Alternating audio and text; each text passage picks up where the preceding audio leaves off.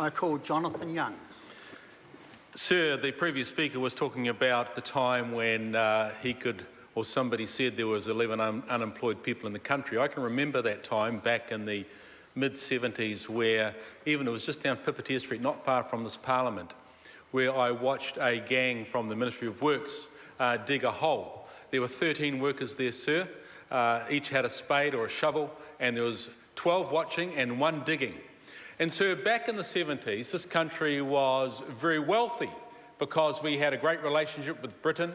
We were able to sell all of our goods, no questions asked.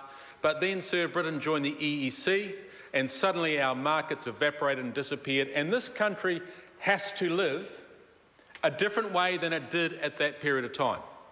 We have to be far more productive. We have to be sharper. We have to be leaner, we have to be competitive, and we have to be productive on the world stage.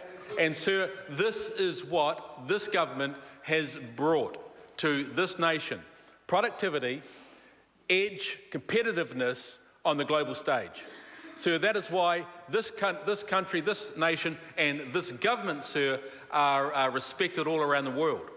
Back in 2008, when National became government with 45% support, sir, we went into 2011 and we won 47% support. We went into 2014, we won again 47% support.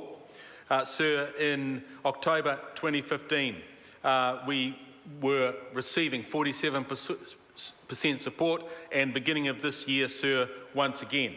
So what that shows, sir, is that there has been consistency of support because there's been consistency of policy, consistency of output and achievement, Lord, sir, for this country. And after returning to Taranaki in 2008, after living for 22 years in Auckland, what I have witnessed is the credibility and consistency of this government in support of the people of Taranaki and regional New Zealand. It's a good thing. What we receive, sir, from members of the opposition is a continual, as would be expected, undermining of the achievements of this government. I remember when the Leader of the Opposition was commented and quoted in September last year on the number of visits to New Plymouth by government ministers. He said when the town was booming, there were ministers here every couple of weeks. Now you can't see them for dust. Referring, sir, to the time of challenge and hardship that 2 particular sectors in the Taranaki economy were facing, obviously dairying and the petroleum sector. He said it's not enough to stand on the sidelines cheering during the good times, then turn your back when times are tough. Taranaki and the rest of New Zealand deserves more than that. So I said they were there every couple of weeks. I went through the list of ministers that came to my electorate, my region, and so I wanted to find out the level of support this government gave regional New Zealand, particularly my electorate. I went through and I counted them up. So there were 80 ministerial visits in 27 weeks, which is a visit every 10 days. So we were very much on the map.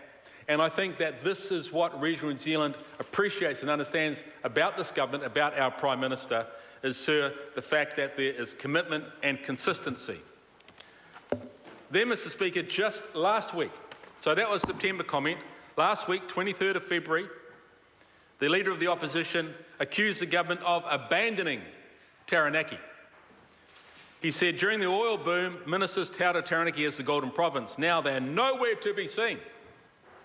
It's not good enough to turn their back when the going gets tough.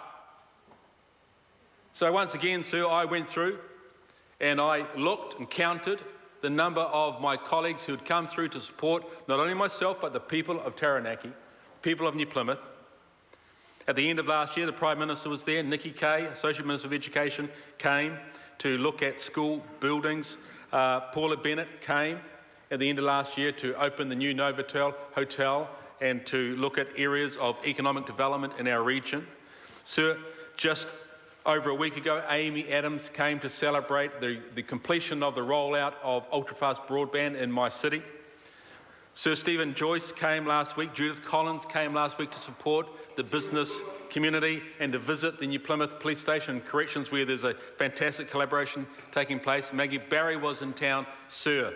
And so even since the last month, since Parliament has been sitting, Sir, we have had a considerable number of ministerial visits to come to our region every 4 to 5 days. So what I'm saying, sir, is that regional New Zealand continues to be on the agenda and have the attention of this government. And we would be told different. In fact, the people of my region, sir, they shake their heads, they scratch their heads, they wonder at what they hear being so different to what they see. And this is why, despite the rhetoric, that this government and our Prime Minister continues to receive support from New Zealanders, nearly 1 in every 2. Because what they see is consistency. What they see is consistency. What they see is consistency and a tremendous gap between us and them, obviously, as well, sir. And then, of course, we have, I won't tell you what's happening and coming up.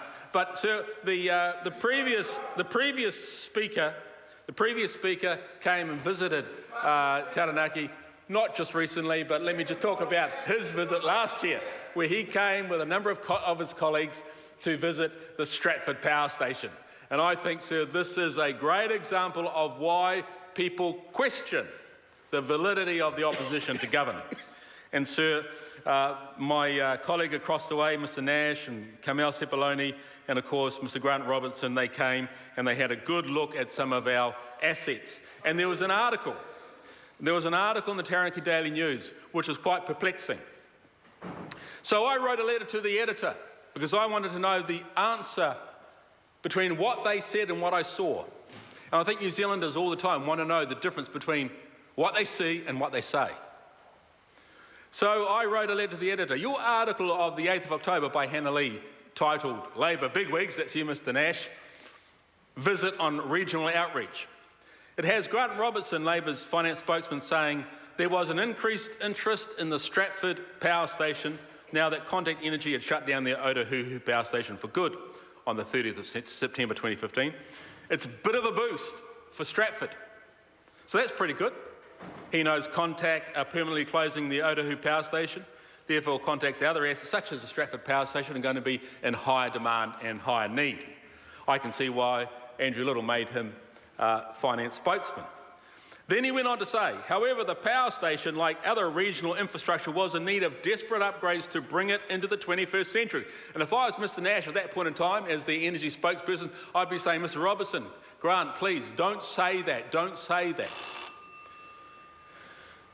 So needing to understand his sublime commentary on energy generation infrastructure, I wrote the letter to the editor seeking the paper's wisdom. Sir, in Grant Robertson referring to regional infrastructure needing a desperate upgrade, I wasn't sure which of Contact Energy's power stations in Stratford he says needs upgrading. Could it be the 377 megawatt station that Contact described as large, efficient, modern plant, being one of the largest gas turbines in the world housed in a single building? Could it be that one?